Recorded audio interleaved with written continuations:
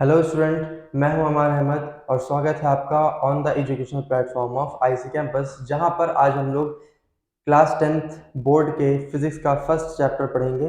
Light के बारे में आप लोग पहले भी बहुत कुछ पढ़ चुके हैं। 8th क्लास में आपको बेसिक सी डिफिनेशन, बेसिक सी जानकारी दी गई है ना। और लाइट के बारे में जो बचा हुआ और बहुत सारी चीज़ें हैं, बहुत सारे अलग अलग टॉपिक्स हैं, वो सारी चीज़ें, सारी बात आज हम लोग इस चैप्टर में करने वाले हैं। और अगर लाइट के बारे में पढ़ा जाए, है ना, डायरेक्ट आगे बढ़ते हैं, बिना किसी बात के डायरेक्ट आगे बढ़ते हैं कि आखिर इस चैप्टर में पढ़ना क्या क्या है। तो सबसे पहले बेसिक सा डिफिनेशन ही पढ़ा जाता है कि सर लाइट क्या है ना। सबसे पहला बेसिक सा डिफिनेशन कि सर व्हाट इज लाइट, है ना। अब अगर लाइट के बारे में जाना जाए तो लाइट के बारे में थोड़ा जानते हैं, है ना। सबसे पहला आपका सवाल यही उठता है इस चैप्टर में कि सर व्हाट इज लाइट। तो लाइट कुछ और नहीं है, light is a form of energy, है ना। पहले समझते हैं फिर लिखेंगे। Light is a form of energy.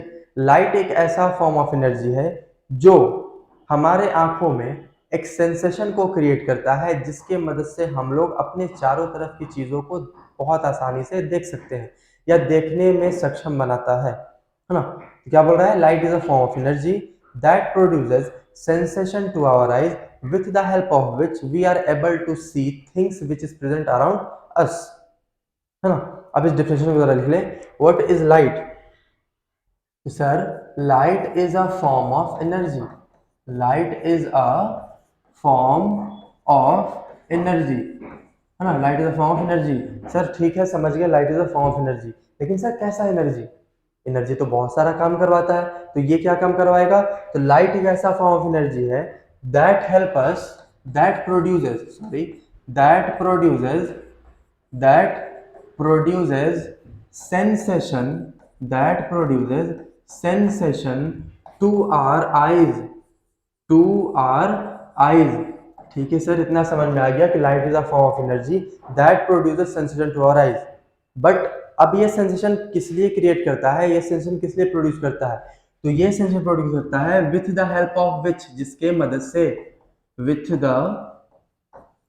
Help of which with the help of which we are able to see things, that present around us, that present around us, है ना। Light एक ऐसा फॉर्म ऑफ एनर्जी है sir जो हमारे आंखों में एक सेंसेशन प्रोड्यूस करता है, जिसके मदद से हम लोग अपने चारों तरफ की चीजों को देखने में सक्षम हो पाते हैं। Light is a form of energy that produces sensation to our eyes with the help of which we are able to see things which is present around us. ये लाइट का एक बेसिक सा डिफिनेशन है। ठीक है sir, light का definition समझ गए। अब लाइट के बारे में थोड़ा और कुछ जानते हैं।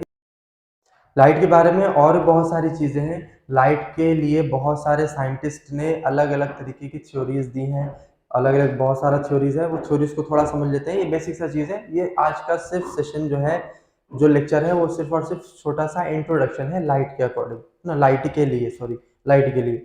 तो लाइट के लिए यहाँ पर क्या लिखा है, different theories of light, different theories of light to defining the nature of light. यहाँ पर कुछ अलग अलग थ्योरीज है जो लाइट के नेचर को डिफाइन करेगा। जहां पर सबसे पहला थ्योरी है न्यूटन्स कॉर्पस्कुलर थ्योरी। क्या है? Newton's corpuscular theory. Newton's corpuscular theory कुछ और नहीं है, इसको हम लोग, ये बेसिकली एक ऐसा थ्योरी है जो लाइट के पार्टिकल नेचर को डिफाइन करता है। क्या करता है? लाइट के पार्टिकल नेचर को डिफाइन करेगा। तो सबसे पहले इसके लिए एक पॉइंट लिखेंगे कि न्यूटन्स का जो कॉर्पस्कुलर थ्योरी है, न्यूटन्स का कॉर्पस्कुलर थ्योरी लाइट के पार्टिकल नेचर को डिफाइन करता है। इसके लिए सबसे पहला पॉइंट लिखेंगे define the sorry define the particle nature of light, define the particle nature of light.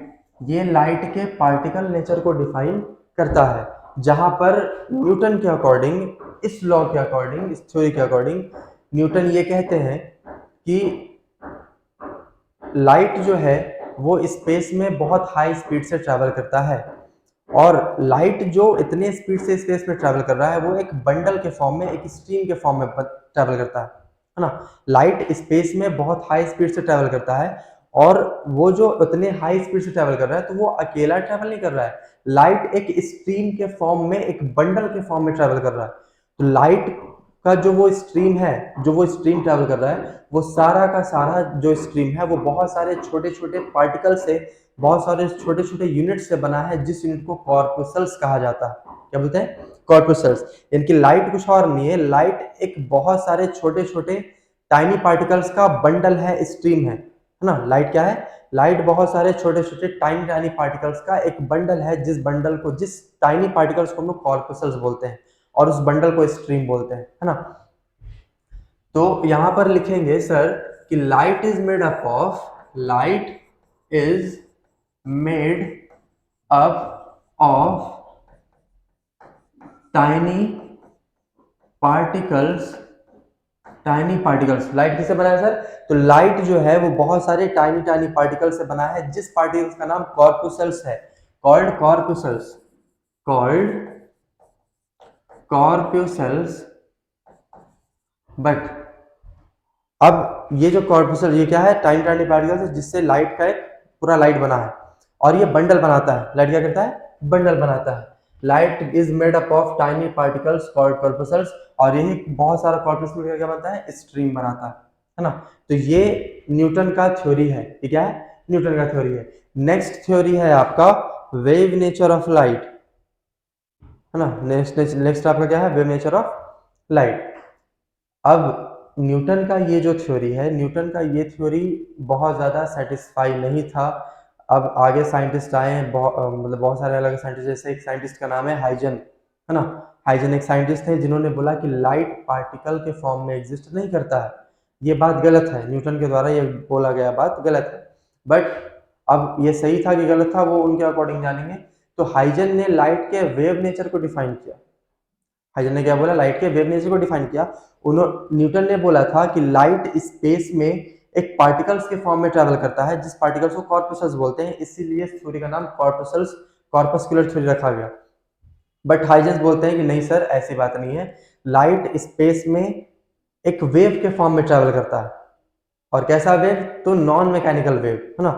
Non mechanical wave के फॉर्म में ट्रैवल करता है। नॉन मैकेनिकल वेव का मतलब कि एक वैसा वेव जिसको एक पॉइंट से दूसरे पॉइंट तक जाने के लिए किसी अदर पार्टिकल्स का सहारा नहीं लेना पड़े, है ना, उसको हम लोग बोलते हैं नॉन मैकेनिकल वेव। जैसे साउंड वेव है, रेडियो साउंड वेव है। तो साउंड वेव एक मैकेनिकल वेव है, क्योंकि साउंड तभी ट्रैवल हो सकता है from one point two another point, जब तक कि उसको पार्टिकल्स नहीं मिलेगा। पार्टिकल्स मिलेगा तब वो ट्रैवल करेगा, पार्टिकल्स नहीं मिलेगा तो ट्रैवल नहीं करता, है ना। तो हाइजन ने बोला कि लाइट एक नॉन मैकेनिकल वेव है, जो कि स्पेस में ट्रैवल करता है, क्योंकि स्पेस में किसी भी तरीके का कोई पार्टिकल्स, कोई मॉलिक्यूल्स नहीं है ना, इसलिए साउंड वहां ट्रैवल नहीं होता है। तो वेव थ्योरी के अकॉर्डिंग ये कहा जाता है कि लाइट एक वेव का फॉर्म है, जो कि इलेक्ट्रोमैग्नेटिक वेव के फॉर्म में ट्रैवल करता है। लाइट एक वेव है।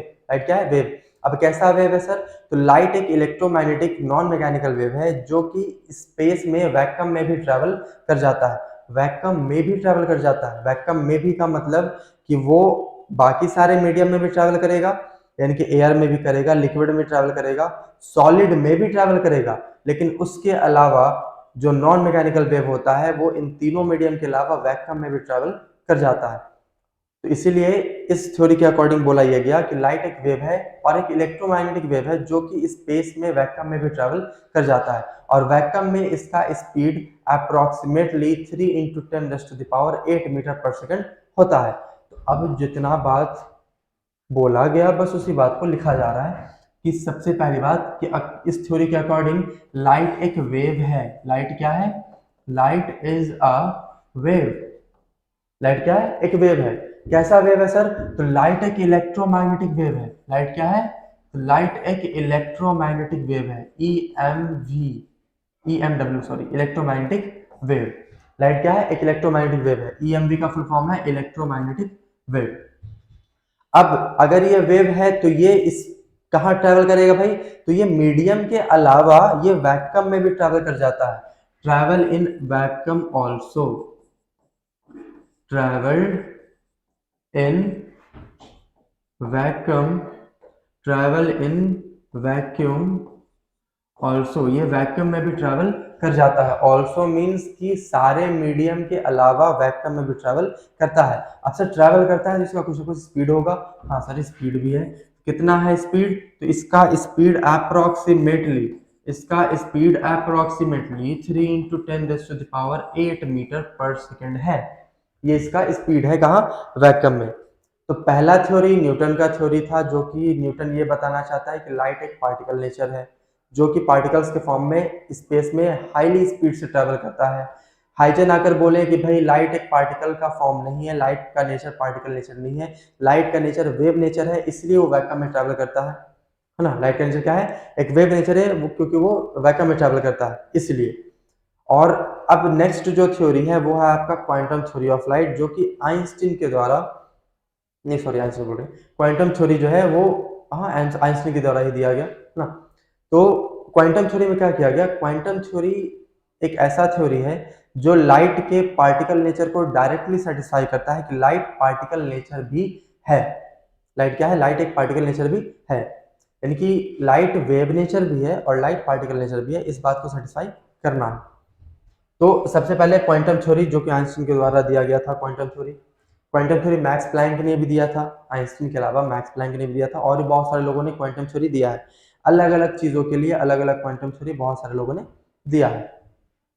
तो सबसे पहले अगर बात किया जाए क्वांटम थ्योरी का, तो ये जो क्वांटम वर्ड बना, ये क्वांटा से बना। किससे बना? क्वांटम से बना। क्वांटम वर्ड क्वांटा से बना है। क्वांटा का मतलब क्या होता है सर? क्वांटा का मतलब होता है एक स्मॉल डिस्क्रीट पैकेट। एक स्मॉल डिस्क्रीट पैकेट किसका? किसी भी चीज का, और बेसिकली एनर्जी का। एक डिस्क्रीट पैकेट ऑफ एनर्जी। किसका? एक डिस्क्रीट पैकेट ऑफ एनर्जी। तो क्वांटम थ्योरी ऑफ लाइट ये कहता है कि लाइट जो है, लाइट के अंदर बहुत सारा छोटा छोटा पार्टिकल, छोटा छोटा बंडल है, छोटा छोटा टाइनी टाइनी पैकेट है बंडल का, जिस बंडल को बोला जाता है फोटोन। क्या बोलते हैं? फोटोन। तो ये थ्योरी बताना ये चाहता है कि light is made up of, जरा गौर से देखना, आइंस्टीन ने भी बोला कि लाइट बहुत सारे छोटे छोटे पार्टिकल से बना है, जिस पार्टिकल्स को कॉर्प्यूसेल्स बोल रहे हैं। But quantum theory of light कहना ये चाह रहा है कि लाइट उस छोटे छोटे पार्टिकल से तो बना है, लेकिन एक्चुअल में लाइट का वो जो छोटा छोटा पार्टिकल्स है वो एक बंडल का फॉर्म है, एक डिस्क्रीट पैकेट है। वो क्या है? एक डिस्क्रीट पैकेट। जिस डिस्क्रीट पैकेट को एनर्जी का पैकेट बोलते हैं, फोटोन, है ना। तो light is made up of, sorry, light is made up of discrete packet of energy, discrete packet of energy called photon, called photon। अब भाई फोटोन का बात आया है, हाँ, क्वांटम थ्योरी ऑफ लाइट क्या बोल रहा है कि light is made up of a small discrete packet of energy, tiny discrete packet of energy that is called photon। अब भाई फोटोन आया तो इसके बाद आइंस्टीन ने एक एक्सपेरिमेंट किया, जो एक्सपेरिमेंट डायरेक्टली सेटिस्फाई करता है कि लाइट एक पार्टिकल्स का फॉर्म है, लाइट पार्टिकल्स नेचर का भी होता है, वेव नेचर के साथ साथ। मतलब लाइट वेव नेचर भी है और लाइट पार्टिकल नेचर भी है, इसीलिए लाइट के नेचर को डुअल नेचर बोला जाता है। Light has a dual nature, particle as well as wave. तो ये वो एक्सपेरिमेंट है जो डायरेक्टली सेटिस्फाई करता है कि लाइट पार्टिकल नेचर का है। तो इस एक्सपेरिमेंट में क्या किया जाता है? एक मेटल सरफेस लेते हैं। क्या लेते हैं? एक मेटल सरफेस लिया जाए, और इस मेटल सरफेस पर क्या किया जाए? अब ये मेटल का सरफेस है तो इसके अंदर भाई एटम्स तो होगा ही, है ना, कॉमन सा सेंस है। अगर ये मेटल है तो मेटल का अंदर बहुत सारा एटम्स होगा, और हर एटम्स के पास खुद का इलेक्ट्रॉन, प्रोटॉन और न्यूट्रॉन होता है। इलेक्ट्रॉन के बारे में पता है कि वो उसके ऑर्बिट पर रोटेट करता है। तो अब कहीं से एक हाई फ्रीक्वेंसी का लाइट लाया जाए, है ना, कहीं से एक हाई फ्रीक्वेंसी का लाइट लाया जाए, जिस लाइट के अंदर क्या होगा? बहुत सारा छोटा छोटा फोटोन्स का पार्टिकल होगा। क्या होगा? फोटोन्स का पार्टिकल होगा। अब जैसे ही ये लाइट आकर, लाइट में क्या है? क्वांटम थ्योरी के अकॉर्डिंग लाइट बना है बहुत सारे छोटे छोटे डिस्क्रीट पैकेट ऑफ एनर्जी, जिसको फोटोन बोलते हैं, है ना। तो अब वो फोटोन, लाइट के अंदर फोटोन भी आ रहा है ना। तो जब ये फोटोन मेटल के सरफेस पर टकराता है, तो मेटल के सरफेस को जैसे ही स्ट्राइक करता है, स्ट्राइक करने के बाद इसके अंदर से इलेक्ट्रॉन का इमिशन होता है। क्या होता है? इसके अंदर बहुत सारा इलेक्ट्रॉन है, ना, इसके अंदर बहुत सारा क्या है, इलेक्ट्रॉन्स है। तो जैसे ही लाइट इस पर स्ट्राइक करेगा तो लाइट स्ट्राइक करने के बाद इसके अंदर से इलेक्ट्रॉन इजेक्ट हो जाता है, इलेक्ट्रॉन बाहर आ जाता है, और इलेक्ट्रॉन हाईली काइनेटिक एनर्जी के साथ क्या करता है, भागता है ना। तो लाइट के कारण जो इलेक्ट्रॉन निकला है, इलेक्ट्रॉन का जो इमिशन हुआ है, इसको बोलते हैं फोटो इलेक्ट्रॉन। क्या बोलते हैं, फोटो इलेक्ट्रॉन। लाइट के कारण मेटल सरफेस से जो इलेक्ट्रॉन का इमिशन हुआ है ना, उस पूरे फेनोमेना को बोलेंगे फोटो इलेक्ट्रिक इफेक्ट। और जो इलेक्ट्रॉन निकलकर काइनेटिक एनर्जी के साथ भाग रहा है उस इलेक्ट्रॉन को बोलते हैं फोटो इलेक्ट्रॉन, है ना। ये आपका फोटो इलेक्ट्रिक इफेक्ट है। ये था लाइट का इतना सारा थ्योरी। अगर ये सारा थ्योरी है आपका लाइट का। अब लाइट के थ्योरी के बाद, ये भी इंट्रोडक्शन ही चल रहा है, छोटा मोटा इंट्रोडक्शन है। अब इस इंट्रोडक्शन के बाद लाइट के सोर्स के बारे में पढ़ते हैं भाई, कि लाइट आता कहाँ कहाँ से, है ना। तो बेसिकली लाइट का दो सोर्स होता है, एक लुमिनस और एक नॉन लुमिनस, है ना। और पीछे के अकॉर्डिंग बोला जाए, है ना, तो आप लोग पहले ही पढ़ चुके, लाइट का दो सोर्स होता है, एक नेचुरल सोर्स और एक मैनमेड सोर्स।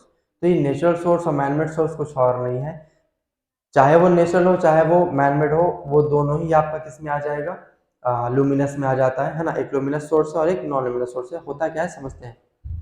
तो है ना, सोर्स ऑफ लाइट है, और सोर्स ऑफ लाइट में आपका क्या है, एक लुमिनस सोर्स ऑफ लाइट और दूसरा non luminous source of light. अब luminous source of light, non luminous source of light, है ना, इसका मतलब क्या है भाई। तो लुमिनस सोर्स ऑफ लाइट का मतलब वो हो गया कि एक वैसा सोर्स ऑफ लाइट जहां से लाइट खुद ब खुद से लाइट इमिट हो, जिसका खुद का रोशनी होता है ना, जिसका खुद का रोशनी होगा, जो खुद से लाइट इमिट करेगा बिना किसी एक्सटर्नल सोर्स के, बिना किसी एक्सटर्नल सोर्स के खुद के अंदर से लाइट को इमिट कर देना ही क्या कहलाता है, लुमिनिसिटी कहलाता है। और वो सोर्स कहलाता है लुमिनस सोर्स ऑफ लाइट। एक एग्जांपल अगर दिया जाए तो सन को किसी भी तरीके का एक्सटर्नल सोर्स का जरूरत नहीं पड़ता है, वो खुद से ही लाइट को इमिट करता है। स्टार खुद से ही लाइट को इमिट करता है ना। और एक होता है नॉन लुमिनस। नॉन लुमिनस का मतलब कि लाइट तो इमिट करेगा, बट उसको लाइट इमिट करने के लिए कोई एक्सटर्नल सोर्स चाहिए। क्या चाहिए, एक्सटर्नल सोर्स चाहिए। जैसे मून, मून भी लाइट इमिट करता है, रात को चांद चमकता है ना, रात को चांद चमकता है, बट चांद को चमकने के लिए सूरज का सहारा लेना पड़ता है, इसीलिए इसको क्या बोलेंगे, non luminous source of light. मतलब जिसका खुद का रोशनी ना हो, बट वो दूसरे के रोशनी पर खुद का रोशनी इमिट कर सकता है, उसको non luminous source of light बोलते हैं।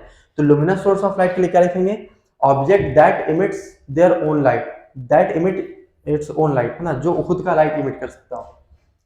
Object, object that emits own light, own light, जो अपने अंदर से खुद का लाइट इमिट कर सकता है, उसको लुमिनस सोर्स ऑफ लाइट बोलते हैं। इसमें आपका एग्जाम्पल क्या क्या आ जाएगा, तो इसमें आपका एग्जाम्पल आ जाएगा, सबसे पहला सन, दूसरा मून, तीसरा स्टार, है ना, चौथा नेक्स्ट आपका हो जाएगा बल्ब, और बहुत सारा एक्सेट्रा एक्सेट्रा बहुत सारा चीजें। तो ये हो गया आपका लुमिनस सोर्स ऑफ लाइट। और non luminous source of light का मतलब ये हो गया कि एक ऐसा सोर्स ऑफ लाइट जहां पर लाइट तो इमिट होगा, बट उस लाइट को इमिट करने के लिए उसको दूसरे का सहारा लेना पड़ेगा, यानी खुद दूसरे के लाइट से खुद के लाइट को इमिट करता है ना। तो इसके लिए डेफिनेशन क्या लिखेंगे, object that do not emit their own light but become visible, है ना। इसके लिए क्या लिखेंगे, object, object that does not emit their own light but visible but visible with the help of visible with the help of other. लेकिन वो किसके मदद से क्या होता है, मतलब दूसरों के मदद से वो खुद के लाइट को इमिट कर सकता है ना। इसमें आपका एग्जांपल क्या क्या आ जाएगा, तो इसमें एग्जांपल आ जाएगा मून, सॉरी मून, और क्या आ जाएगा, जितना भी नॉन लुमिनस ऑब्जेक्ट है वो सारा का सारा, मून हो गया, प्लैनेट्स हो गया, है ना, प्लैनेट्स, उड्स, बहुत सारा एक्सेट्रा एक्सेट्रा, मतलब जिसका खुद का लाइट ना हो, जिसका खुद का लाइट ना हो, जिसका खुद का रोशनी नहीं है, वो दूसरे का रोशनी पर चमकता है, उसको हम लोग क्या बोलते हैं, non luminous source of light. तो ये था आपका लुमिनस और non luminous source of light की कहाँ कहाँ से लाइट आता है, नहीं आता है। ये बेसिक सा चीज़ है जो आपको सिंपली बोला, ये इंट्रोडक्शन ही है, बेसिक सा चीज़ है जो आप अगर पहले पढ़े हैं, नहीं पढ़े हैं कोई दिक्कत नहीं, नहीं पढ़ रहे हो अभी पढ़ लो, और जो पढ़ चुका है उसका तो खैर बात ही अलग है। नेक्स्ट है आपका मीडिया, नेक्स्ट है आपका इसके बाद, हाँ इसके बाद है आपका जाकर propagation of light, propagation of light and medium for propagation. अब भाई ये प्रोपेगेशन का मतलब क्या है, प्रोपेगेशन का मतलब, ये प्रोपेगेशन जो वर्ड बना है ये प्रोपेगेट से बना है, और प्रोपेगेट मीन्स होता है किसी चीज़ को ट्रैवलिंग करवाना, किसी को क्या करना, ट्रैवलिंग करवाना। अब लाइट ट्रैवल करता है, लाइट ट्रैवल करता है, तो लाइट कैसे ट्रैवल करता है, लाइट एक स्ट्रेट लाइन में ट्रैवल करता है। तो जब लाइट स्ट्रेट लाइन में ट्रैवल करता है तो लाइट के स्ट्रेट लाइन में ट्रैवल करने के प्रॉपर्टी को, फिनोमिना को रेक्टिलिनियर प्रोपेगेशन ऑफ लाइट बोलते हैं। क्या बोल रहे हैं, ध्यान समझना सर, प्रोपेगेशन मतलब होता है ट्रैवलिंग, क्या होता है, ट्रैवलिंग, प्रोपेगेशन, प्रोपेगेशन मतलब होता है travelling, propagation means travelling, propagation means travelling होता है। तो अब लाइट ट्रैवल करता है कि नहीं करता, हाँ सर करता है। कैसे करता है सर, तो लाइट स्ट्रेट लाइन में ट्रैवल करता है, कहाँ ट्रैवल करता है, स्ट्रेट लाइन में, और लाइट जब भी स्ट्रेट लाइन में ट्रैवल करेगा तो उस फिनोमेना को रेक्टिलिनियर प्रोपेगेशन ऑफ लाइट बोलते हैं। ध्यान से समझना, light travel in a straight line, light travel in a straight line, light straight line में ट्रैवल करता है, और लाइट अगर स्ट्रेट लाइन में ट्रैवल करता है इट मींस इस फिनोमेना को बोलते हैं रेक्टिलिनियर प्रोपेगेशन ऑफ लाइट। हाँ, light travel in straight line and the phenomena is known as, and the phenomenon is known as rectilinear propagation of light, rectilinear propagation of light। क्या बोल रहे हैं sir, light travel in straight line and the phenomena is known as rectilinear propagation of light. Light straight line में travel करता है और उस phenomena को रेक्टिलिनियर प्रोपेगेशन ऑफ लाइट बोलते हैं। अब मीडियम फॉर प्रोपेगेशन, क्या लाइट को ट्रैवल करने के लिए मीडियम चाहिए, हाँ सर चाहिए भी और नहीं भी चाहिए। मीडियम होगा तब भी वो ट्रैवल करेगा, नहीं होगा तब भी वो ट्रैवल करेगा। क्यों, क्योंकि अभी हम लोग पढ़े हैं बहुत सारा थ्योरी, 3-4 थ्योरी पढ़े हैं। सबसे पहला तो न्यूटन का ही थ्योरी पढ़े हैं, जिस थ्योरी में आपको बताया गया कि लाइट स्पेस में ट्रैवल करता है, स्पेस में मीडियम ही नहीं है, तो मीडियम मिले या ना मिले लाइट ट्रैवल करता है। ठीक है सर, लाइट ट्रैवल कर रहा है तो लाइट सॉलिड में भी ट्रैवल करेगा, लिक्विड में भी ट्रैवल करेगा, गैस में भी ट्रैवल करेगा और वैक्यूम में भी ट्रैवल करेगा। इसके अलावा सॉलिड मीडियम भी 3 तरीके का होता है, ट्रांसपेरेंट, मतलब सॉलिड भी होता है, लिक्विड भी होता है, वो सब 3 तरीके का होता है। तो सबसे पहले यहाँ पर हम लोग बेसिकली पढ़ने क्या वाले हैं, ट्रांसपेरेंट, ओपेक, है ना, और ट्रांसलूसेंट। क्या पढ़ेंगे, ट्रांसलूसेंट, जिसमें आपका सॉलिड मीडियम भी आ जाएगा, लिक्विड मीडियम भी आ जाएगा और गैसियस मीडियम भी आ जाएगा। हाँ, ध्यान समझते हैं। तो लाइट का भाई मीडियम क्या क्या हो जाएगा यहाँ पर, यहाँ पर अगर सॉलिड मीडियम लिया जाए, है ना, सॉलिड मीडियम लिया जाए तो इसमें आपका ट्रांसपेरेंट, सबसे पहले लेते हैं ट्रांसपेरेंट ऑब्जेक्ट, ट्रांसपेरेंट ऑब्जेक्ट। अगर ऑब्जेक्ट ट्रांसपेरेंट है, चाहे अब वो सॉलिड फॉर्म में हो, चाहे अब वो लिक्विड फॉर्म में हो, चाहे वो गैसेस फॉर्म में है, डजेंट मैटर, कोई मैटर नहीं करता। ट्रांसपेरेंट है, सॉलिड हो, लिक्विड हो, गैस हो, वैक्यूम हो, कुछ भी हो, कहीं भी हो, है ना, लाइट हर जगह ट्रैवल कर जाता है। यहाँ पर सिर्फ पढ़ना है कि लाइट ट्रांसपेरेंट मीडियम से ट्रैवल होगा कि नहीं होगा, तो हाँ सर लाइट ट्रांसपेरेंट मीडियम से ट्रैवल होता है। एयर ट्रांसपेरेंट मीडियम है, लाइट ट्रैवल कर जाता है। ग्लास स्लैब ट्रांसपेरेंट मीडियम में लाइट ट्रैवल कर जाता है। वो आगे पढ़ेंगे, जब light one medium to another medium जाता है तो लाइट के स्पीड में थोड़ा चेंजेस आता है और लाइट के बेंडिंग प्रॉपर्टी में थोड़ा सा चेंजेस आ जाता है। तो लाइट अगर ट्रांसपेरेंट मीडियम है तो लाइट आराम से उसके एक सरफेस से गुजरकर दूसरे उसी मीडियम में दोबारा लौटकर चला जाएगा, मतलब पार कर जाएगा उसको, है ना। एयर से ट्रांसपेरेंट मीडियम में, अब एयर है, लाइट आ रहा है तो आता ही रहेगा, है ना। अगर मान लो कि एक ग्लास लिया जाए, ट्रांसपेरेंट ग्लास, और लाइट को अगर छोड़ा जाए तो लाइट छोड़ने पर उस मीडियम से डायरेक्टली आर पार चला जाएगा, लाइट ट्रैवल कर जाता है। दूसरा आपका क्या होगा, ट्रांसलूसेंट ऑब्जेक्ट। क्या होगा भाई, ट्रांसलूसेंट ऑब्जेक्ट। ट्रांसलूसेंट ऑब्जेक्ट, तो अगर ट्रांसलूसेंट ऑब्जेक्ट है, ट्रांसलूसेंट का मतलब ये, ट्रांसपेरेंट में लाइट कंप्लीटली पार कर जा रहा था, ट्रैवल कर जा रहा था, है ना। और अगर लाइट के बारे में बोला जाए तो ट्रांसपेरेंट ट्रांसलूसेंट ऑब्जेक्ट के बारे में, तो ट्रांसलूसेंट ऑब्जेक्ट में लाइट जो होता है वो कंप्लीटली पास नहीं हो पाता है। लाइट का कुछ हिस्सा एब्जॉर्ब हो जाता है और कुछ हिस्सा ट्रांसमिट कर जाता है, मतलब आगे की तरफ बढ़ जाता है।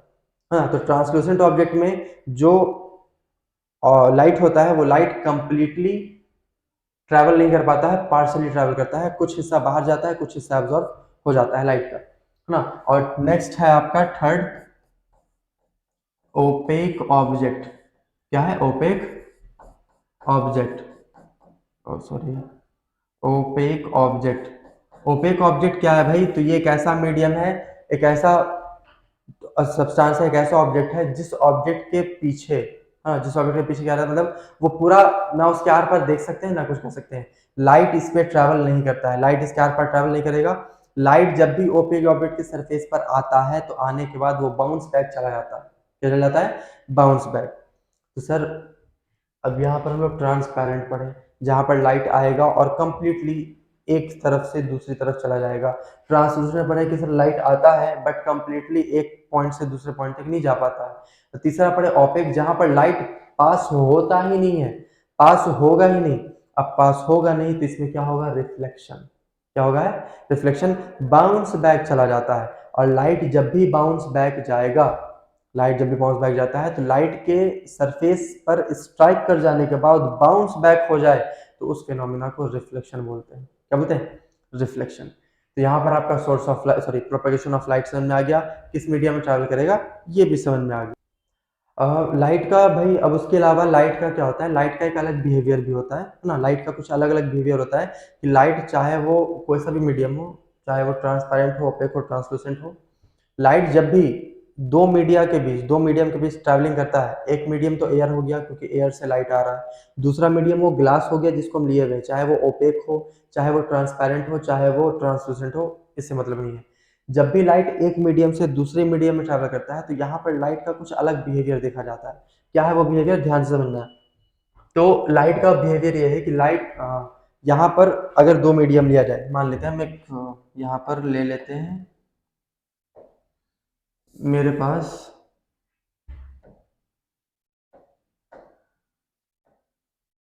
ये मिरर है ना, ये क्या है, मिरर है, ये मिरर है और मिरर के पीछे ये पॉलिश्ड किया हुआ है। अब मिरर के पीछे अगर पॉलिश्ड है तो भाई इसमें हम लोग अपना थोबड़ा देख सकते हैं आराम से, है ना। ये क्या है, एक ऐसा मिरर है जिस मिरर के पीछे सिल्वर पॉलिश्ड किया हुआ है, जिसमें हम लोग अपना थोबड़ा आराम से देखते हैं, है ना, अपना चेहरा देखते हैं आराम से। तो अगर लाइट मान लेते हैं कहीं किसी सोर्स से लाइट आ रहा है, किसी सोर्स से लाइट आ रहा है, सॉरी बेसिकली वाइट लाइट है, तो अगर किसी सोर्स से लाइट आया, किसी सोर्स से लाइट आया, तो लाइट आने के बाद अभी हम लोग पढ़े कि ओपेक ऑब्जेक्ट रहेगा, तो लाइट उस सरफेस पर स्ट्राइक करने के बाद बाउंस बैक हो जाता है उसी मीडियम में, मतलब एयर में आया और फिर दोबारा एयर में ही बाउंस बैक हो जाएगा, इसको आर पार नहीं करेगा, है ना। तो हम लोग को तो ये लगता है कि ये इसी मीडियम में दोबारा बाउंस बैक चला गया, नहीं, कोई भी चीज परफेक्टली किसी चीज को रिफ्लेक्ट नहीं कर सकता है, कोई भी चीज किसी चीज को परफेक्टली रिफ्लेक्ट नहीं कर सकता है। अगर, मतलब अगर रिफ्लेक्ट नहीं कर रहा है तो कुछ ना कुछ तो और होता होगा। हाँ सर, हो तो रहा है, क्या हो रहा है, तो हो ये रहा है कि कुछ लाइट, लाइट का कुछ हिस्सा ट्रांसमिट हो जा रहा है, ट्रांसमिट मतलब कि मीडियम को पार कर जा रहा है। अभी बोला गया कि लाइट ट्रांसपेरेंट ऑब्जेक्ट को ट्रांसमिट नहीं कर, ओपेक ऑब्जेक्ट को ट्रांसमिट नहीं कर पाता, उसके आर पार नहीं जाता है, लेकिन अभी बोला ये जा रहा है ये बिहेवियर है लाइट का दो मीडियम के बीच। तो लाइट जब भी एक मीडियम से दूसरे मीडियम पर आएगा तो एक तो वो रिफ्लेक्ट कर जाएगा, पहला पार्ट क्या हो गया, रिफ्लेक्ट हो चुका है, पहला पार्ट रिफ्लेक्ट हो चुका है, दूसरा पार्ट ट्रांसमिट हो चुका है, क्या हुआ है, ट्रांसमिट हो गया है। और कुछ पार्ट जो लाइट का होता है वो क्या होता है, एब्जॉर्ब, क्या हो जाता है, एब्जॉर्ब। कुछ लाइट का पार्ट एब्जॉर्ब हो जाता है ना, कुछ लाइट का पार्ट क्या होगा, इसको यहीं पर दिखा देते हैं, कुछ लाइट का पार्ट एब्जॉर्ब हो जाएगा, ना वो ट्रांसमिट होगा ना वो रिफ्लेक्ट होगा। यहाँ पर तीसरा जो है वो क्या हो जाएगा, एब्जॉर्ब, क्या हो जाएगा, एब्जॉर्ब। तो लाइट का कुछ पार्ट इमिट होगा, लाइट का कुछ पार्ट रिफ्लेक्ट होगा, लाइट का कुछ पार्ट एब्जॉर्ब हो जाएगा। कोई भी चीज लाइट को परफेक्टली रिफ्लेक्ट नहीं कर सकता है, अगर परफेक्टली रिफ्लेक्ट कर ही देता तो इमेज नहीं बनता भैया इन्हें में, है ना। इमेज जो बनता है वो लाइट के कुछ एब्जॉर्प्शन और कुछ ट्रांसमिटेड के कारण ही बनता है, मिरर के अंदर इमेज, समझ में आ रहा है, मिरर के अंदर जो इमेज बन रहा है वो लाइट के डायरेक्टली रिफ्लेक्शन के कारण नहीं बन रहा है, कुछ इमिशन के कारण, मतलब सॉरी ट्रांसमिशन के कारण और कुछ एब्जॉर्प्शन के कारण भी बनता है। 100% रिफ्लेक्टेड चीज कभी भी इमेज सही नहीं बनाएगा, है ना। हाँ, इट्स क्लियर है। अब इसके बाद अगला जो आपका टॉपिक है, अब ये जो हम लोग पढ़े रिफ्लेक्शन, ट्रांसमिशन तो पढ़ना नहीं है, एब्जॉर्प्शन भी पढ़ना नहीं है ना, वो लाइट का अलग फिनोमेना है। खैर हम लोग यहाँ पर पढ़ना क्या है, फर्स्ट पार्ट पढ़ना है कि लाइट रिफ्लेक्ट कैसे कर रहा है, लाइट रिफ्लेक्ट कैसे कर रहा है, समझते हैं लाइट के रिफ्लेक्शन के बारे में। नेक्स्ट टॉपिक है आपका रिफ्लेक्शन ऑफ लाइट। तो नेक्स्ट टॉपिक आपका क्या है, नेक्स्ट टॉपिक है आपका रिफ्लेक्शन ऑफ लाइट। अब इस रिफ्लेक्शन ऑफ लाइट में पढ़ना क्या है सर, तो ये रिफ्लेक्शन जो वर्ड बना है, रिफ्लेक्शन का मतलब होता है बाउंस बैक, क्या होता है, बाउंस बैक। सर किसका बाउंस बैक, लाइट का बाउंस बैक भाई, लाइट का बाउंस बैक। सर कहाँ से होगा, तो लाइट किसी सोर्स से आएगा और किसी एक पॉलिश्ड स्मूथ सरफेस पर टकराएगा, है ना। तो लाइट किसी सोर्स से आया और जब एक पॉलिश्ड स्मूथ सरफेस या ओपेक सरफेस से, स्मूथ ओपेक सरफेस से टकराया, तो स्मूथ ओपेक सरफेस से टकराने के बाद लाइट बाउंस बैक होगा, पीछे की तरफ उसी मीडियम में चला जाएगा। तो किसी सोर्स से लाइट का आना, एक स्मूथ ओपेक पॉलिश्ड सरफेस पर टकराना और टकरा कर दोबारा उसी मीडियम में लौट जाने का पूरा फिनोमेना, पूरा प्रोसेस कहलाता है रिफ्लेक्शन ऑफ लाइट, है ना। द प्रोसेस ऑफ और the phenomena of bouncing back of light after striking the surface of opaque object is known as reflection of light.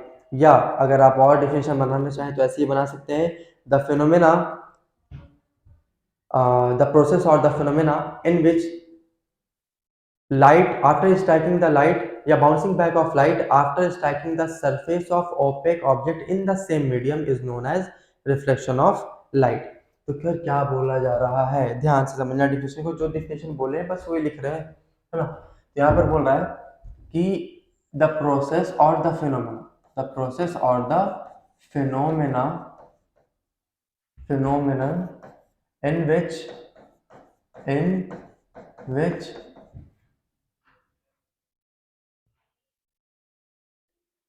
light get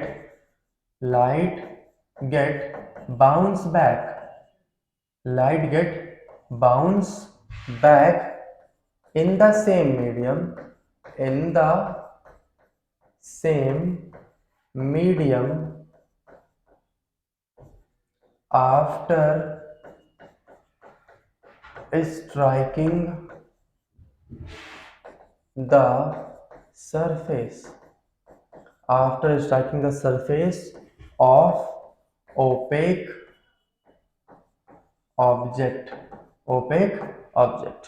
sir क्या बोलना चाह रहे हैं, बोलना ये चाह रहे हैं सर कि जब भी लाइट किसी सोर्स से आता है तो लाइट किसी सोर्स से आकर अगर वो किसी सरफेस पर टकराकर बाउंस बैक हो जाता है उसी मीडियम में, तो वो फिनोमेना आपका रिफ्लेक्शन ऑफ लाइट कहलाता है। The phenomena in which light get bounce back in the same medium after striking the surface of opaque object. ठीक है सर समझ गए, लेकिन ये ओपेक ऑब्जेक्ट है क्या, सर यहाँ पर ये ओपेक ऑब्जेक्ट मिरर है, क्या है, मिरर, है ना। ये ओपेक ऑब्जेक्ट क्या है आपका, ये ऑपेक ऑब्जेक्ट है मिरर। मतलब सर कि यहाँ पर हम लोग रिफ्लेक्शन पढ़ेंगे किसका? मिरर का। ठीक है भाई, पढ़ते हैं रिफ्लेक्शन ऑफ लाइट मिरर के लिए। तो यहाँ पर सबसे पहले कंसिडर करते हैं एक मिरर। क्या कंसिडर करते हैं? एक मिरर, है ना। यहाँ पर कंसिडर किया जाए एक मिरर को, ध्यान से समझना है। ये आपका एक मिरर है,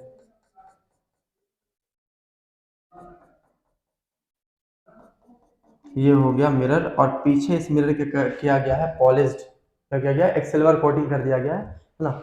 सिल्वर कोटिंग कर देने का, सिल्वर का लेयर चढ़ा देने के बाद लाइट उस मिरर पर टकराने के बाद उसके पार पूरा नहीं जाता है। अभी हम लोग पढ़े ये कि लाइट परफेक्टली रिफ्लेक्ट होता नहीं है। हाँ, परफेक्टली रिफ्लेक्ट नहीं होगा, लेकिन परफेक्टली आर पार भी नहीं जाएगा इस सिल्वर कोटिंग को कर देने के बाद।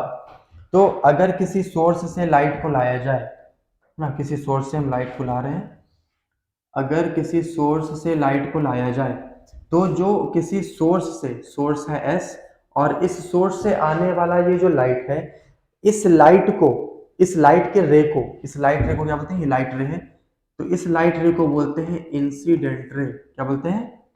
Incident ray. यहाँ पर लिखा जाए क्या है सर ये? तो सर ये है आपका इंसिडेंट रे। ठीक है सर, समझ गए। इंसिडेंट रे का डेफिनेशन क्या होगा सर? तो द लाइट रे which is coming from a source, है ना, वो आपका क्या कहलाता है? इंसिडेंट रे कहलाता है। या एक और डेफिनेशन कह सकते हैं, the light which first hit the surface of mirror. वो लाइट जो सबसे पहली बार मिरर के सरफेस को हिट करता है रिफ्लेक्शन के लिए, उसको हम क्या बोलते हैं? Incident ray. ठीक है सर, समझ गए। अब लाइट रे जिस पॉइंट पर आकर स्ट्राइक किया है, लाइट रे मिरर के जिस पॉइंट पर आकर स्ट्राइक किया है, उस पॉइंट को बोलते हैं पॉइंट ऑफ इंसिडेंस। क्या बोलते हैं सर? Point of incidence. क्या बोल रहे हैं सर? Point of incidence. ठीक है सर, समझ गए। पॉइंट ऑफ इंसिडेंस क्या है? The point at the mirror या on the mirror in which incident ray are get strike. जहां पर इंसिडेंट रे आकर टकराता है वो आपका कहलाता है पॉइंट ऑफ इंसिडेंस। ठीक है सर। अब इस पॉइंट ऑफ इंसिडेंस पर टकराने के बाद लाइट यहां से दोबारा उसी मीडियम में लौट जाता है। क्या होता है? लाइट दोबारा इसी मीडियम में लौट जाएगा। ठीक है सर, समझ गए। तो ये जो लौटने वाला लाइट रे है, ये लौटने वाला लाइट रे क्या कहलाएगा? ये कहलाएगा रिफ्लेक्टेड रे। कहलाएगा, sorry, reflected ray. Okay sir, reflected ray समझ में आ गया, इंसिडेंट रे भी समझ में आ गया, रिफ्लेक्टेड रे भी समझ में आ गया, पॉइंट ऑफ इंसिडेंट भी समझ में आ गया, है ना। क्या है इंसिडेंट रे? जो लाइट सोर्स से आया और जो मिरर पर टकराया वो इंसिडेंट रे। मिरर के जिस पॉइंट पर इंसिडेंट रे टकराया है उसको बोलेंगे पॉइंट ऑफ इंसिडेंस, और उस पॉइंट ऑफ इंसिडेंस से टकराने के बाद लाइट उसी मीडियम में जो दोबारा लौटा, वो लाइट रे, लौट जाने वाला लाइट रे कहलाता है रिफ्लेक्टेड रे। ठीक है सर। अब रिफ्लेक्टेड रे और रिफ्लेक्टेड रे और इंसिडेंट रे के बीच ये जो पॉइंट ऑफ इंसिडेंस है, इस पॉइंट ऑफ इंसिडेंस पर एक नॉर्मल खींचा जाता है। क्या कहते हैं? एक परपेंडिकुलर लाइन खींचते हैं, खींच देते हैं सर। एक परपेंडिकुलर लाइन यहां से ड्रॉ किया जाए। क्या कहते हैं? एक परपेंडिकुलर लाइन यहां से ड्रॉ करते हैं, जो कि किस पर परपेंडिकुलर होगा सर? तो ये परपेंडिकुलर होगा आपका मिरर पर। किस पर होगा? ये आपका परपेंडिकुलर हो जाएगा मिरर पर। कहाँ परपेंडिकुलर है? मिरर पर परपेंडिकुलर, है ना।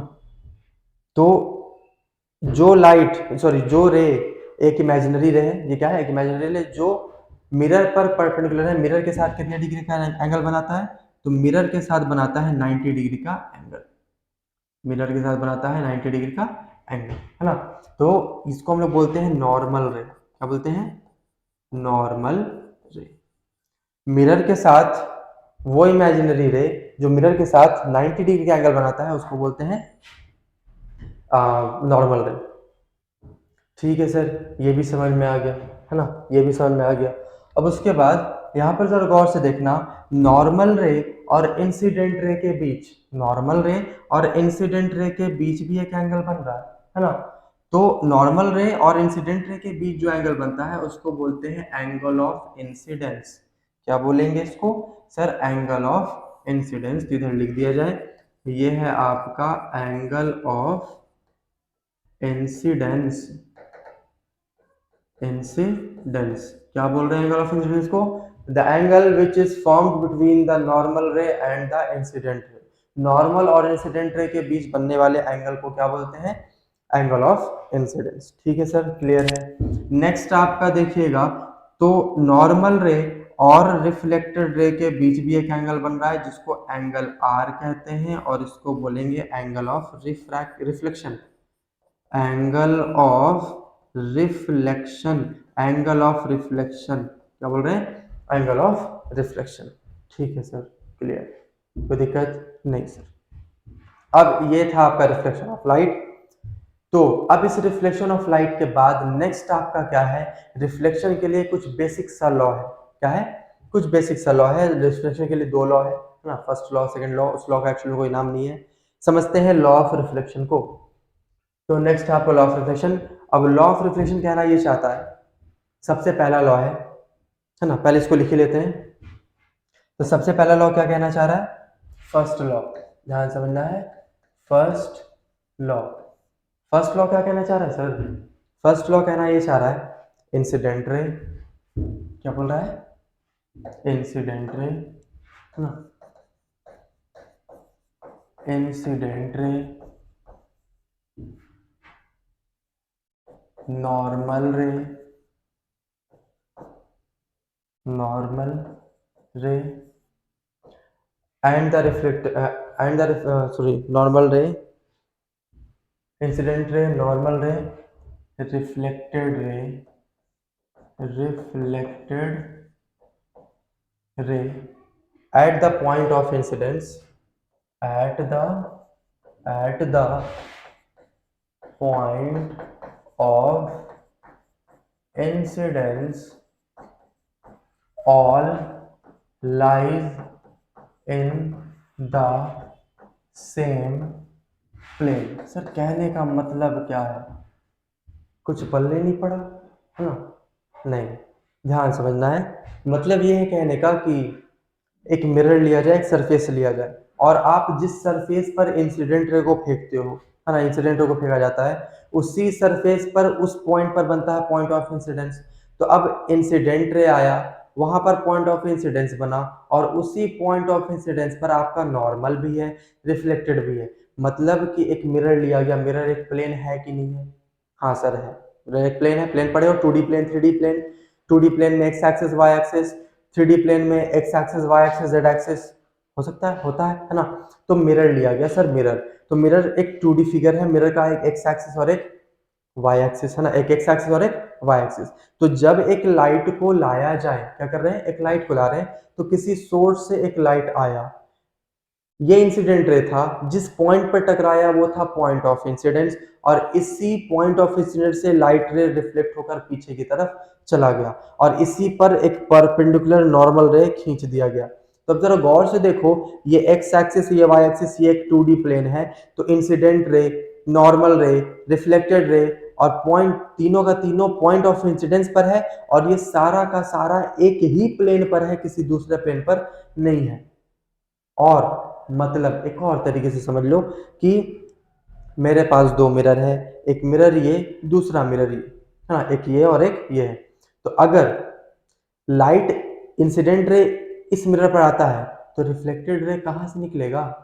पॉइंट ऑफ इंसिडेंस कहाँ बनेगा? इसी पर ना। ऐसा तो नहीं है कि इंसिडेंट रे यहाँ आया तो रिफ्लेक्टेड रे यहाँ से निकल रहा है। ये एक अलग प्लेन है, ये एक अलग प्लेन है।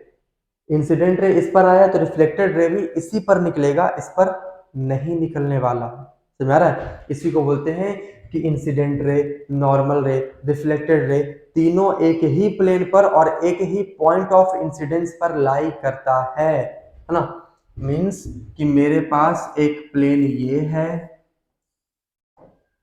दूसरा प्लेन ये है, मिरर मान लेते हैं, एक्स एक्सिस वाई एक्सिस है ना, मिरर है। एक इसका एक्स एक्सिस, एक इसका वाई एक्सिस है ना, एक एक्स और एक वाई, यहाँ भी एक वाई और एक एक्स। तो अगर लाइट कहीं से इस सरफेस पर आया है, तो इस पर आने के बाद ऐसा नहीं है कि इंसिडेंट रे यहाँ आया तो रिफ्लेक्टेड रे यहाँ से निकलेगा, ऐसा पॉसिबल नहीं है। अगर यहाँ से इंसिडेंट रे आया है तो पॉइंट ऑफ इंसिडेंस भी यहीं पर रहेगा, उस पर नहीं बनने वाला, उस पर नहीं बनने वाला। रिफ्लेक्टेड रे भी यहाँ से निकलेगा, उस पर नहीं निकलेगा। नॉर्मल भी यहीं बनेगा, यहाँ नहीं बनेगा। समझ में आ रहा है? ये आपका फर्स्ट लॉ ऑफ रिफ्लेक्शन है कि इंसिडेंट रे, नॉर्मल रे, रिफ्लेक्टेड रे, तीनों का तीनों एक ही पॉइंट ऑफ इंसिडेंस पर, और सारा का सारा ये चारों एक ही प्लेन पर लाई करता है, किसी अदर प्लेन पर नहीं जाता है। ये फर्स्ट लॉ ऑफ रिफ्लेक्शन है। क्लियर है? हाँ सर, अब क्लियर है। चलो आगे बढ़ा जाए सेकंड लॉ ऑफ रिफ्लेक्शन पर। तो सेकंड लॉ ऑफ रिफ्लेक्शन कहता है sir, second law of reflection कहता है, second law of reflection, second law, सिर्फ सेकंड लॉ लिखते हैं, सॉरी मिस्टेक हो गया, सेकंड लॉ लिखा जाए, सेकंड लॉ लिखा जाए, सेकंड लॉ। तो सेकंड लॉ तो बहुत आसान है। सेकंड लॉ कहता है कि angle of incidence and the angle of reflection are always equal in each condition, are always equal in each condition. Sir each condition means बता, ध्यान से बैठना। सेकंड लॉ क्या कह रहा है? सेकंड लॉ कह रहा है कि angle of incidence is always equal to angle of reflection, sorry mistake हो गया, angle of reflection, that is, इसका मतलब सर कि angle I, that is angle I is always equal to angle R in every condition, her condition में। Sir हर condition का मतलब क्या है? तो हर कंडीशन का मतलब ये, चाहे वो सरफेस स्मूथ रहे, चाहे वो सरफेस रफ रहे, स्मूथ सरफेस के लिए भी, रफ सरफेस के लिए भी, कर्व सरफेस के लिए भी, कोई सा भी सरफेस रहे, एंगल ऑफ इंसिडेंस हमेशा एंगल ऑफ रिफ्लेक्शन के बराबर रहेगा। मीन्स मिरर अगर ऐसा है तो एंगल ऑफ इंसिडेंस हमेशा एंगल ऑफ रिफ्लेक्शन के बराबर। अगर मिरर ऐसे कर्व है तब भी angle of incidence angle of reflection के बराबर। और अगर मिरर इस तरीके से बना हुआ है तब भी angle of incidence angle of reflection के बराबर ही रहेगा। इसका मतलब हुआ ईच कंडीशन, हर कंडीशन में, ईच एंड एवरी कंडीशन में। क्लियर है? तो फर्स्ट लॉ ऑफ रिफ्लेक्शन कहना क्या चाह रहा है कि इंसिडेंट रे, नॉर्मल रे, रिफ्लेक्टेड रे, तीनों का तीनों एक ही पॉइंट ऑफ इंसिडेंस पर, और बाकी ये सारा का सारा एक ही प्लेन पर लाई करेगा। बाकी सारा का मतलब इंसिडेंट रे, नॉर्मल रे, रिफ्लेक्टेड रे और पॉइंट ऑफ इंसिडेंस, ये सब एक ही प्लेन पर लाई करेगा। और सेकंड लॉ ऑफ रिफ्लेक्शन कहना ये चाहता है कि एंगल ऑफ इंसिडेंस हमेशा किसके बराबर रहेगा सर? तो एंगल ऑफ इंसिडेंस हमेशा बराबर रहेगा एंगल ऑफ रिफ्लेक्शन के। क्लियर है? ये था आपका लॉ ऑफ रिफ्लेक्शन और reflection of light, reflection of light and law of reflection. ठीक है सर, क्लियर है, इतना तो समझ में। हाँ तो भाई अब हम लोग ये जान लिए कि प्लेन मिरर पर रिफ्लेक्शन होता है कैसे। अब रिफ्लेक्शन हो रहा है तो इस पर इमेज तो बनेगा ही, है ना? क्या बनेगा? इमेज बनेगा ही। और उससे पहले और कुछ क्या नहीं, रिफ्लेक्शन ऑफ लाइट है, फिर इमेज का फॉर्मेशन। ठीक है, इमेज फॉर्मेशन है। तो अब रिफ्लेक्शन ऑफ लाइट तो हो गया, अब इसके बाद इमेज फॉर्मेशन है कि सर इमेज कैसा बनता है वो भी समझ लेते हैं ना। तो एक प्लेन मिरर पर इमेज कैसा बनेगा, इमेज का एक परफेक्ट डिफिनेशन होता है, इमेज का डिफिनेशन लोग आगे पढ़ेंगे। पहले प्लेन मिरर पर हम लोग इमेज बनता कैसे है वो समझ लेते हैं, है ना। तो एक कंसिडर किया जाए एक प्लेन मिरर, क्या कंसिडर करते हैं? एक प्लेन मिरर कंसिडर करते हैं सर। कर लिया सर, ये है आपका प्लेन मिरर। हाँ, जब तक इसके पीछे पॉलिश्ड अब तक नहीं हुआ। पॉलिश्ड हो गया सर, ये बन गया एक प्लेन मिरर। ठीक है सर, हो गया प्लेन मिरर। अब इस प्लेन मिरर के आगे किसी ऑब्जेक्ट को रखा जाए, क्या रखते हैं? किसी ऑब्जेक्ट को। तो जब प्लेन मिरर के आगे तुम किसी ऑब्जेक्ट को रखोगे, ये मेरे सामने एक ऑब्जेक्ट रखा हुआ है,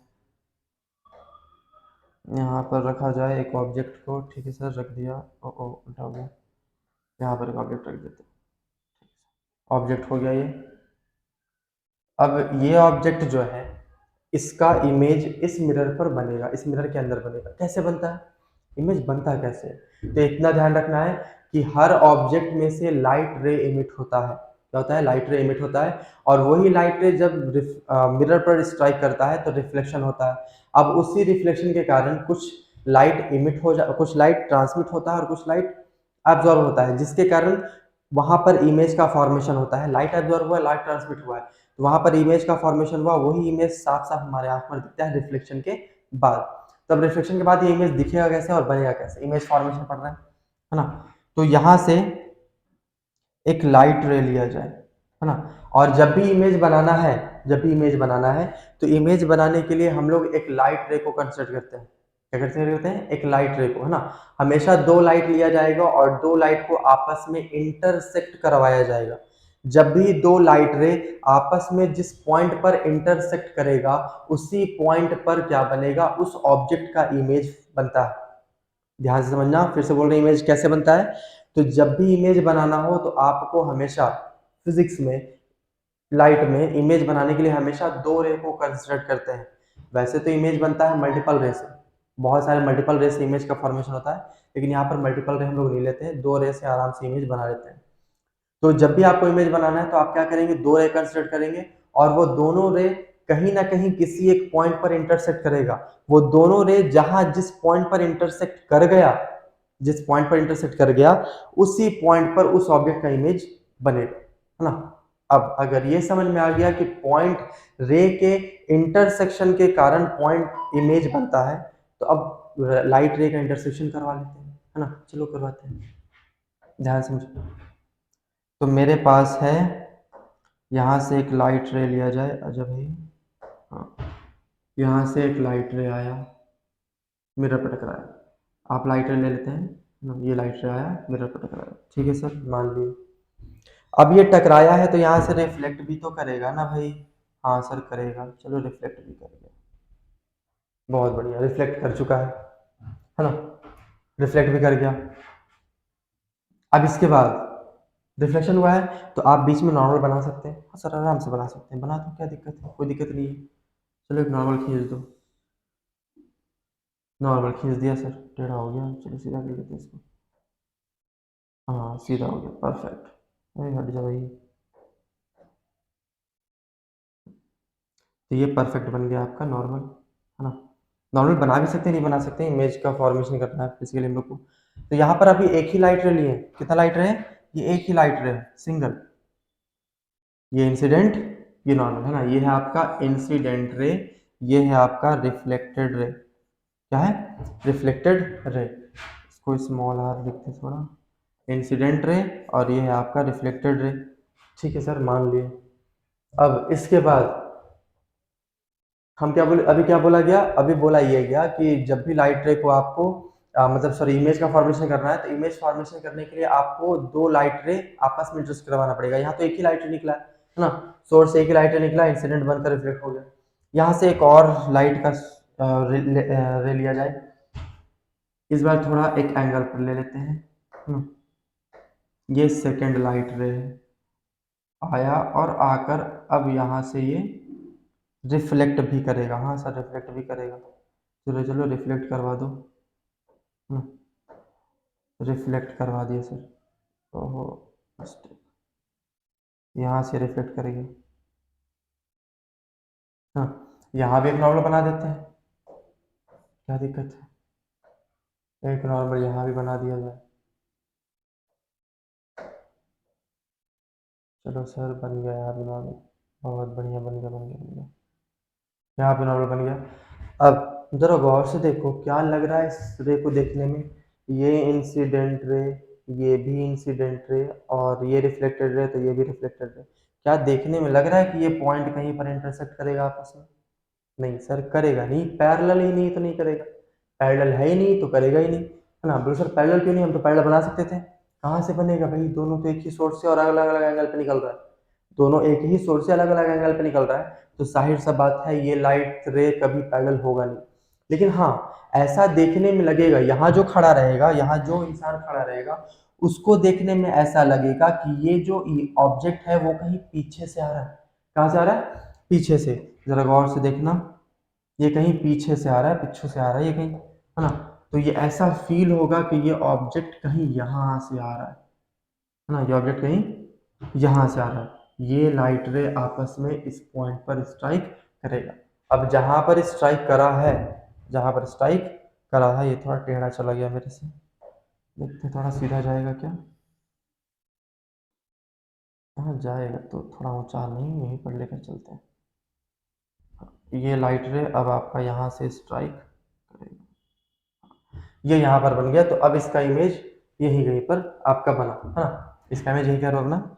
ये बेसिकली परफेक्ट नहीं बना है, लेकिन इमेज कैसे बन रहा है सिर्फ वो समझना है ना।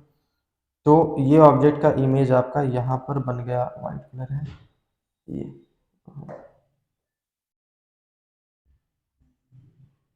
जरा गौर से देखना, दोनों लाइट रे हेड से निकला था, तो उधर बनेगा क्या, हेड ही बनेगा।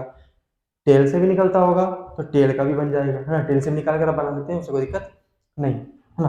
तो यहाँ पर आपका बन गया इमेज, यहाँ पर क्या बन गया, इमेज। ये इमेज का परफेक्ट फॉर्मेशन है कि इमेज कैसे फॉर्म होता है। ठीक है सर। अब ये जो इमेज फॉर्म हुआ है, इस इमेज का कुछ नेचर है, इस इमेज का क्या है, कुछ नेचर है। एक बार फिर से ध्यान समझ लो, लाइट रे आने के बाद ये जो जाता हुआ लाइट रे है, ये कहीं मीट ही नहीं करेगा, लेकिन जो लोग यहाँ खड़े होकर देखते होंगे, जिनको ये दिखता होगा, उसको ऐसा लगता होगा कि ये ऑब्जेक्ट कहीं यहीं पर खड़ा है, लेकिन एक्चुअल में ये खड़ा कहाँ है, यहाँ पर। ये इसका रियल पोजीशन है और ये इसका क्या है, वर्चुअल पोजीशन है। ये रियल पोजीशन पर खड़ा हुआ है, लेकिन यहाँ के लोगों को ऐसा लगेगा कि यहाँ नहीं, यहाँ कहीं खड़ा हुआ है। ठीक है, तो अब उसके अकॉर्डिंग, और ये मीट करता हुआ दिखता है, ठीक है, उसके अकॉर्डिंग यहाँ पर नेचर, इमेज का कुछ नेचर है, मतलब प्लेन मिरर से जो इमेज बनता है उसका कुछ नेचर है। सबसे पहला नेचर क्या है सर, तो जो इमेज रहता है वो मिरर से सेम डिस्टेंस पर रहता है, मतलब ऑब्जेक्ट से दूरी और इमेज का दूरी, यानी कि मिरर से ऑब्जेक्ट का दूरी और मिरर से इमेज का दूरी हमेशा क्या होगा, बराबर होगा, है ना। तो यहाँ पर लिखते हैं, क्योंकि ये परफेक्ट फिगर नहीं बना है, तो यहाँ पर डिस्टेंस बराबर भी नहीं लग रहा है ना, डिस्टेंस बराबर भी नहीं लग रहा है, तो यहाँ पर हम डायरेक्ट लिख रहे हैं कि image distance, sorry object distance, object distance हमेशा बराबर होगा किसके, इमेज डिस्टेंस के। ठीक है सर, क्लियर है, समझ गए है ना, समझ गया, हाँ क्लियर हो गया। ऑब्जेक्ट डिस्टेंस को u से डिनोट करते हैं और इमेज डिस्टेंस को v से डिनोट करते हैं। u is equal to v किसके लिए, प्लेन मिरर के लिए। ठीक है, क्लियर हो गया। साइज दोनों का सेम होगा, मतलब ये कि जितना हाइट इसका होगा उतना ही हाइट इसका भी होगा, है ना। जितना हाइट इसका होगा उतना ही हाइट इसका भी होगा, जैसा साइज का ये होगा वैसे ही साइज का ये भी होगा। मतलब ये मोटा है तो ये भी मोटा ही बनेगा, ये मोटा तो ये पतला नहीं बन जाएगा, है ना। नेक्स्ट है आपका वर्चुअल। वर्चुअल मीन्स जो काल्पनिक हो, रियलिटी ना हो, जो क्या हो, रियलिटी ना हो। एक चीज बता दिया जाए, दो तरीके का इमेज होता है, एक रियल और एक वर्चुअल। वर्चुअल का एक सिंपल सा कॉन्सेप्ट समझ लो। वर्चुअल इमेज होता क्या है, वर्चुअल इमेज वो इमेज है जहां पर इमेज को बनाने के लिए, अभी क्या बोला गया था, इमेज कब बनता है, जब दो लाइट रे आपस में इंटरसेक्ट करता है ना, ये इमेज फॉर्मेशन है। लेकिन वर्चुअल इमेज क्या है, अब वर्चुअल इमेज ही है तो लाइट के इंटरसेक्शन के कारण ही बनेगा, लाइट रे के इंटरसेक्शन के कारण ही बनेगा। बट वर्चुअल इमेज को बनाने के लिए लाइट रे को कॉन्सेप्चुअली, इमेजिनरी तरीके से इंटरसेक्ट करवाना पड़ता है। जरा गौर से देखो, क्या यहाँ पर लाइट रे को इंटरसेक्ट करवाया गया ना, इमेजिनरी, इमेजिनेशन करके इसको करवाया गया कि हाँ यहाँ कहीं इमेज बनता होगा। तो जब भी लाइट रे को इमेजिनेशन तरीके से खुद से करवाना पड़ जाए इंटरसेक्ट, तो वहां पर वर्चुअल इमेज बनता है। और जहां पर लाइट खुद ब खुद इंटरसेक्ट कर जाए, हम लोग को करवाना ना पड़े, वहां पर रियल इमेज बनेगा। मतलब ये कि प्लेन मिरर पर जो हम लोग देखते हैं वो कैसा इमेज बनता है सर, वो वर्चुअल इमेज बनता है, रियल नहीं बनता है। आईना कभी सच नहीं दिखाता, सच सिर्फ यही दिखाएगा कि आप हैं, बस आपको ही दिखाएगा कि आप रियलिटी में एग्जिस्ट कर रहे हैं, बट आपका एग्जैक्ट पोजीशन जो होता है वो नहीं दिखाएगा। और चौथा, ये बात भी अभी साबित हो जाएगा, है ना, इरेक्ट। इरेक्ट मीन्स सीधा, हम सीधा है तो मेरा इमेज भी सीधा ही बनेगा। ऐसा नहीं है कि आईने में मेरा पैर ऊपर और सर नीचे हो जाएगा, ऐसा नहीं होगा। या फिर ये वाला हाथ ये उठकर इधर चला गया, ये उठ के नीचे चला गया, ऐसा पॉसिबल नहीं है, सीधा ही बनता है। और एक चीज ध्यान रखना है, जब भी इमेज वर्चुअल होगा तो वो हमेशा इरेक्ट भी होगा। ठीक है। नेक्स्ट है लैटरली इन्वर्टेड। लैटरली इन्वर्टेड का मतलब कि ये एक फेनोमेना है, प्लेन मिरर का क्या है, एक फेनोमेना है, एक ऐसा फेनोमेना जहां पर इमेज जो होता है वो ऑब्जेक्ट के कंपैरेबल, अगर ऑब्जेक्ट का लेफ्ट है तो इमेज में ऑब्जेक्ट का राइट दिखेगा, है ना, और अगर ऑब्जेक्ट का राइट है तो इमेज में उसका लेफ्ट दिखेगा। यानी कि आईने में जो इमेज बनता है वो ऑब्जेक्ट के मुकाबले राइट का लेफ्ट और लेफ्ट का राइट हो जाता है। समझ रहा है? इस प्रोसेस को हम लोग लैटरल इन्वर्जन कहते हैं। आप अपना राइट उठाएंगे तो इमेज उसमें दिखेगा कि लेफ्ट उठा रहा है, तो अब आप अपना लेफ्ट उठाएंगे तो उसमें दिखेगा कि वो राइट उठा रहा है। ठीक है, इसको लैटरल इन्वर्जन बोलते हैं। आईना कभी सही चीज नहीं दिखाता है, सिर्फ एग्जिस्टेंस आपका दिखाता है, आपके परफेक्ट पोजीशन को नहीं। उठा रहे हो राइट, दिख रहा है लेफ्ट, कहाँ एग्जैक्ट पोजीशन है, साइज वगैरह सब चीज सेम दिखाता है। यहाँ तक तो क्लियर हो गया। अब इसके बाद नेक्स्ट आपका अगला टॉपिक है multiple image formation by a plane mirror. हाँ सच में, क्या एक प्लेन मिरर बहुत सारी इमेज को बना सकता है? हाँ सर बना सकता है। सैलून चले जाओ, सैलून में जाकर देखना, सैलून के आगे भी शीशा, पीछे भी शीशा, और शीशे में बहुत सारा अलग अलग शीशा। मतलब एक आदमी बहुत सारा इमेज, है ना, एक आदमी बहुत सारा इमेज बनता है। तो कब बनता है सर? अगर हम एक सामने आईना रख लें तो क्या उस आईने में पर मेरा बहुत सारा इमेज बन जाएगा? नहीं सर, ऐसे नहीं बनने वाला। तो कैसे बनेगा सर? जब भी प्लेन मिरर को एक एंगल पर रखा जाएगा, क्या रखा जाएगा? एक एंगल पर। जब भी आप प्लेन मिरर को एक एंगल पर रखते हो तो प्लेन मिरर को एंगल पर रखने पर बहुत सारा मल्टीपल इमेज बनता है। क्या बनता है? मल्टीपल इमेज बनता है। तो एक दो प्लेन मिरर हमेशा मल्टीपल इमेज का फॉर्मेशन करेगा। दो से ज्यादा भी रख सकते हैं, लेकिन पढ़ते दो ही का, है ना, हम लोग दो ही पढ़ रहे हैं। तो इसके लिए फॉर्मूला होता है number of images formed by plane mirror. Plane mirror के थ्रू कितना नंबर ऑफ इमेजेस बनाया जाता है, जिसके लिए फॉर्मूला होता है number of image is equal to 360 by theta. ये आपका एक फॉर्मूला बना। क्या बना सर? फॉर्मूला। सर कैसे? थीटा क्या है? अरे बाप, अरे नहीं, थीटा कुछ और नहीं है। थीटा सिर्फ एंगल है दो मिरर के बीच का। दो मिरर के बीच को क्या बोलते हैं? दो मिरर के बीच के एंगल को थीटा बोलते हैं। क्या बोलते हैं? दो मिरर के बीच के एंगल को थीटा बोलते हैं। ठीक है सर, आप समझ में आ गया ना, ध्यान समझोगे। अब यहाँ पर दो कंडीशन है, दो नहीं एक ही कंडीशन है कि अगर आप 360 बाई थीटा करते हैं, 360 बाई थीटा करते हैं नंबर ऑफ इमेज निकालने के लिए, तो आपको बोला जाएगा कि मान लेते हैं दो मिरर है। क्या है भाई? दो मिरर है, कंसिडर कर लो। चलो एग्जांपल ले लो, एक एग्जांपल ले लो। ठीक है सर, ले लिया। ये मेरे पास दो मिरर है और दोनों मिरर कितने डिग्री के एंगल पर रखा हुआ है सर? तो दो मिरर रखा हुआ है 90 डिग्री के एंगल पर। कितने डिग्री के एंगल पर? 90 डिग्री के एंगल पर। तो सर कितना नंबर ऑफ इमेज बनेगा? फॉर्मूला लगा लो भाई। नंबर ऑफ इमेज बराबर फॉर्मूला क्या होता है? नंबर ऑफ इमेज बराबर फॉर्मूला होता है, नंबर ऑफ इमेज बराबर फॉर्मूला होता है 360 by theta. 360 by theta degree लगा लेना है, 360 बाई थीटा। ठीक है सर, 360 बाई थीटा पुट कर देते हैं। 360 थीटा कितना है सर? तो थीटा 90 डिग्री है। कितना है सर? 90 डिग्री। लगा लो 90 डिग्री। अब जब दोनों कटेगा तो कटने के बाद आ जाएगा कितना? 4। कितना इमेजेस बना? 4 इमेजेस। कितना बना? 4। क्या ये सही है? नहीं।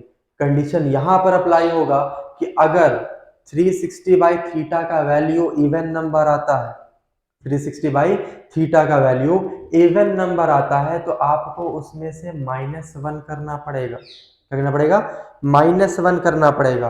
और अगर 360 बाई थीटा का वैल्यू ऑड नंबर आता है तो वो एट से मतलब सेम रहेगा, एग्जैक्ट वही रहेगा, उसमें कोई चेंजेस नहीं करना। तो कंडीशन क्या लगाया गया सर? कंडीशन लगाया गया, कंडीशन, कंफ्यूजन नहीं सॉरी, कंडीशन क्या है sir? Condition if 360 by theta is even, is even. अगर इवन रहेगा तो नंबर ऑफ इमेज निकालने के लिए क्या करेंगे? सो नंबर ऑफ इमेज निकालने के लिए आप क्या करेंगे? 360 बाई थीटा का वैल्यू तो लाएंगे ही, उसमें से -1 कर देना। क्या करना है सर, -1। और ऑड के लिए एग्जैक्ट वही रहेगा। जब भी 360 बाई थीटा का वैल्यू इवन आ जाए तो आप -1 कर देंगे तो परफेक्ट नंबर ऑफ इमेज निकल जाएगा, और जब भी 360 बाई थीटा का वैल्यू ऑड आ जाए तो आप एग्जैक्ट वैसे ही छोड़ देंगे, वो आपका परफेक्ट आंसर हो जाएगा। ठीक है, ये आपका हुआ टोटल लाइट का एक बेसिक सा इंट्रोडक्शन। लाइट का क्या है, बेसिक सा इंट्रोडक्शन है। और ये फॉर्मूला है, इस फॉर्मूले पर आप बहुत सारे इमेजेस निकाल सकते हैं। अगर हम चाहें तो एक और इसमें कर सकते हैं कि एक और अगर क्वेश्चन करना चाहे तो हो सकता है कि अगर क्वेश्चन दिया जाए, if the angle between two mirror is 45 degree, then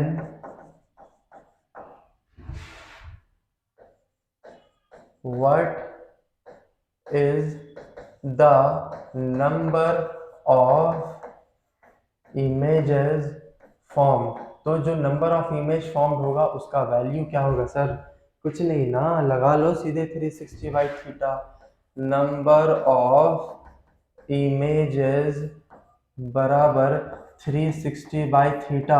हाँ सर, अभी -1 नहीं करना है, अगर वैल्यू इवन आया तब -1 कर देंगे, ऑड आया तो छोड़ देंगे वैसे ही। ठीक है सर, देख लेते हैं, कर लो 360 डिग्री बाई 45, कट कर लो ना, 9 की टेबल में 9 5 जा 45, 9 की टेबल में 9 4 जा 36, कट जाएगा क्या, हाँ सर कटेगा, 5 8 जा 40, तो कितना आ गया सर 8। इवन आया कि ऑड आया सर, इवन आया, -1 कर दो ना, कितना आ गया 7। यानी कि अगर दो मिरर के बीच का एंगल 45 डिग्री होगा तो नंबर ऑफ इमेज कितना बनेगा, तो नंबर ऑफ इमेज बनेगा सर, नंबर ऑफ इमेज बनेगा सर 7, 7 इमेज बनेगा, बन रहा है 7 इमेज बन रहा है।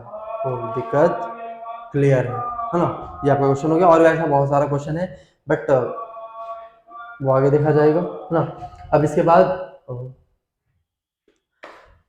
हाँ, अब इसके बाद जो नेक्स्ट टॉपिक है वो हम लोग अगले क्लास में करेंगे।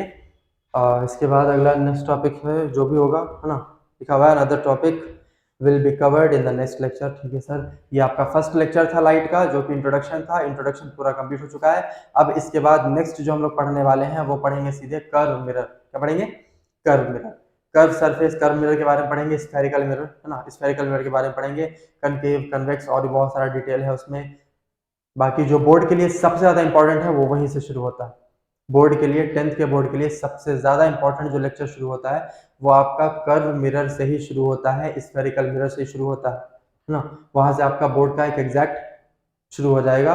ये आपका एक बेसिक सा इंट्रोडक्शन था जो आपको मिरर को, लाइट को समझने में थोड़ा आसान बनाएगा है ना। रियल है, रियल वर्चुअल इमेज है वो हम लोग आगे ही पढ़ेंगे, इमेज क्या होता है ये आप पढ़ चुके हैं। हाँ।